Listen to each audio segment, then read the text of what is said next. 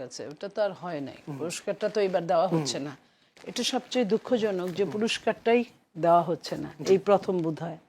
তো নিশ্চয়ই প্রধানমন্ত্রীর কাছে বিষয়টা গিয়েছে, এবং এটা তো একটা ভালো দিক, যদিও এটা দুঃখজনক, কিন্তু এটার দিকটা তো ভালো যে তাহলে কেউই পেল না। এই এই তেলবাজদের জন্য যারা পরিশ্রমী, যারা সৎ, তারা বঞ্চিত হলো।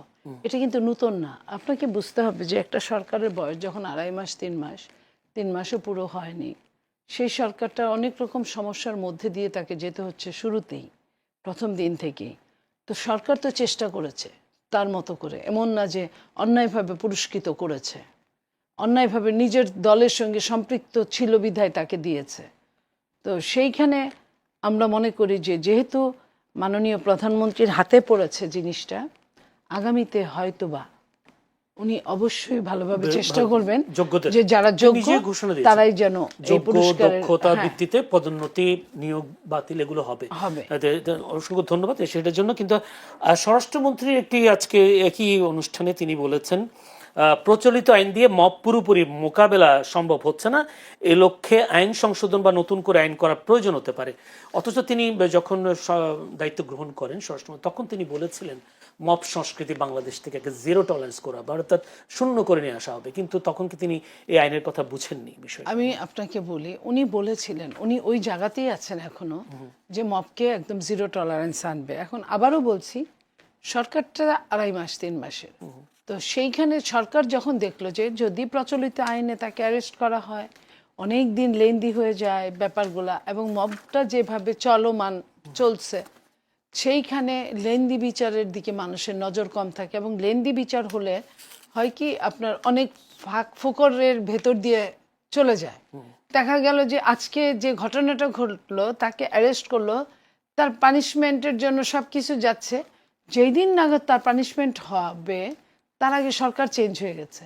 সরকার চেঞ্জ হলে আবার কি করে, আরেক সরকার আসলে ওই সরকারের যে কোনো সমস্যা আরেক পরের সরকার এসে তাকে সুবিধা দেয়। এটা অনেকটা আপনার থুক বরাদ্দের মতো সুবিধা হয়ে যায়।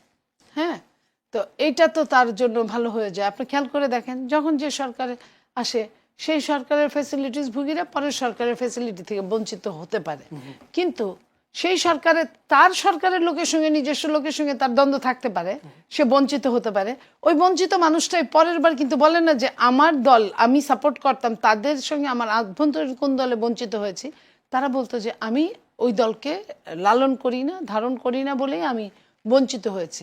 এবং পরের সরকারের লোকরাও পরিমরি করে তাকে একটা ভালো জায়গায় বসায় যে মুই কি হনুরে, এরকম একটা অবস্থা করে। যে কারণে আমরা মনে করি যে এইখানে আইনের কিছুটা সংশোধনী আনলে, যে কিছু কিছু মামলা, যেমন আপনার মনে পড়ে যে এসিডের মামলায় সংশোধনী আনা হয়েছিল, এসিডের মামলায় এই সাথে সাথে মৃত্যুদণ্ড দিবে বা এই এত বছরের জেল হয়ে যাবে। সংশোধনী আনার পরে কি হয়েছে, আজকে কিন্তু অ্যাসিড মানে নিক্ষেপটা প্রায় অনেকটা সংশোধন আনা হয়েছিল, কিন্তু ধর্ষণেরটা কিন্তু যদি আইনের প্রয়োগ না হয়, আইনের প্রয়োগ যদি না হয়, তাহলে কিন্তু এটা হয় না।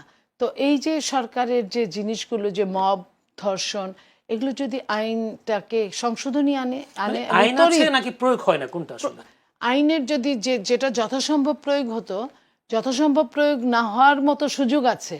ওই যে বলে না, পকেটের সংখ্যা যত বাড়ে পকেট মারের সংখ্যাও তত বাড়ে। এই যে লেন্দি করার, এই লেন্দি প্রসেসে অনেক কিছু আপনার অনেক রকম হয়ে যায়।